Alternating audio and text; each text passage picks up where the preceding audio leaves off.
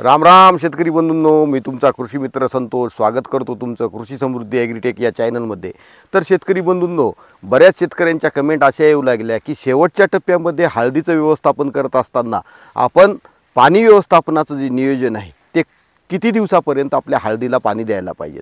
तर शेतकरी बंधूंनो, आपल्या हळदीचं पाणी व्यवस्थापन करत असताना बरेच शेतकऱ्याकडून जी प्रमुख चूक होती तर ती महत्त्वाची चूक म्हणजे हळदीचं पाणी हे शेतकरी बांधव नेहमी म्हणजे लवकरच बंद करतात। त्यामुळे काय होतं की हळदीला जे जमिनीमधून योग्य दिवसापर्यंत पाणी पुरवठा व्हायला पाहिजे, साधारणतः 230 दिवसापर्यंत हळदीला पाणी पुरवठा अत्यंत महत्त्वाचा आहे। आणि शेवटच्या टप्प्यामध्ये जमिनीमध्ये असलेले जे न्यूट्रिशन आहेत ते न्यूट्रिशन पिकाला योग्य पद्धतीने पुरवण्यासाठी शेवटच्या पाणी व्यवस्थापनाच्या संदर्भात आपण या व्हिडिओच्या माध्यमातून माहिती पाहणार आहोत। सोबतच आपल्या जमिनीमधून काय खतं द्यायला पाहिजेत की जेणेकरून आपल्या हळदीचं जे काही पूर्ण पानामध्ये असलेला रस आहे तर तो पूर्ण पानामध्ये असलेला रस आपल्या हळदीच्या कंदांच्या पोषणासाठी उपलब्ध होईल। जास्तीत जास्त लवकरात लवकर आपली हळद कंद कशा पद्धतीने डेव्हलप होईल त्यासाठी आपण या व्हिडिओच्या माध्यमातून माहिती पाहणार आहोत। तर शेतकरी बंधूंनो, बरेच शेतकरी बांधव आपल्या हळद पिकाचं व्यवस्थापन करत असताना पाणी व्यवस्थापन करताना महत्त्वाची प्रामुख्याने चूक करतात। ती म्हणजे प्रमुख चूक अशी की हळदीचं पाणी हे साधारणतः 200 दिवसांना बंद करतात।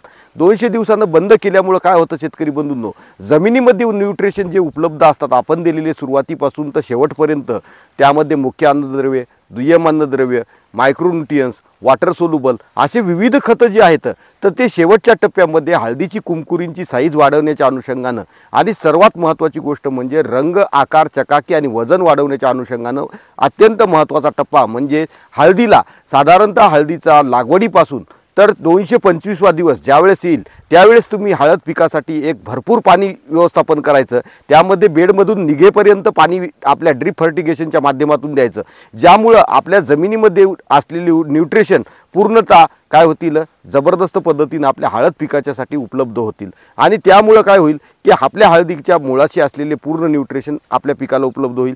मागील व्हिडिओच्या माध्यमातून सुद्धा मी सांगितलेलं आहे की हे सगळे न्यूट्रिशन उपलब्ध होण्यासाठी आपल्याला जमिनीमधून NPK कन्सोर्शिया सोबतच त्यासोबत असलेलं एखादं न्यूट्रिशन जसं की बा तुम्ही त्यामध्ये NPK कन्सो घेऊ शकता पाटील बायोटेकचं, किंवा त्यासोबत ग्रोटेक या कंपनीचं NPK कन्सो, या अशा दोन्हीपैकी कुठलंही एक कन्सोर्शिया तुम्ही त्या ठिकाणी घ्या, किंवा IPL बायोलॉजिकल कंपनीचं NPK कन्सोर्शिया आहे त्याचासुद्धा तुम्ही त्या ठिकाणी वापर करू शकता। अशा पद्धतीनं योग्य कन्सोर्शियाचा वापर करून किंवा त्यासोबतच मार्केटमध्ये आता सध्या मायक्रोन्यूट्रियन्ससुद्धा डिझॉल्व करण्यासाठी ZMB म्हणून एक प्रोडक्ट उपलब्ध आहे, त्या प्रोडक्टचा सुद्धा तुम्ही त्या ठिकाणी वापर करू शकता।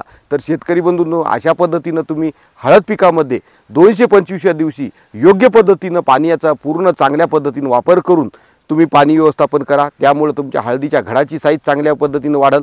230 दिवसाच्या नंतर तुमच्या हळदीला साधारणतः 270 दिवसाचा कालावधी जो हळदीचा असतो त्या 40 दिवसांमध्ये तुमच्या हळदीचा पूर्णतः जे न्यूट्रिशन तुमच्या पानामध्ये आहेत, जमिनीमध्ये पडलेले आहेत ते पूर्णतः हळद चांगल्या पद्धतीने पोषल आणि तुमच्या उत्पादनामध्ये या ट्रिकच्या वापरामुळे निश्चितच 2 ते 3 क्विंटलचा भर पडेल। बऱ्याच शेतकऱ्यांची चूक होते की 200 दिवसात पाणी बंद करतात। मार्केटमध्ये दरसुद्धा आता सध्या हळदीला चांगले आहेत, त्या अनुषंगानं शेतकरी बांधवांनी कुठल्याही पद्धतीनं कमी कालावधीमध्ये पाणी बंद नाही करायचं। साधारणतः 225 ते 30 दिवसाच्या नंतरच तुम्ही पाणी बंद करा। अशा पद्धतीच्या नवनवीन माहितीसाठी आणि शेती उपयुक्त तंत्रज्ञानासाठी तुम्ही आमच्या चॅनलला लाईक करा, सबस्क्राईब करा, बेल आयकॉन दाबा। जय जवान जय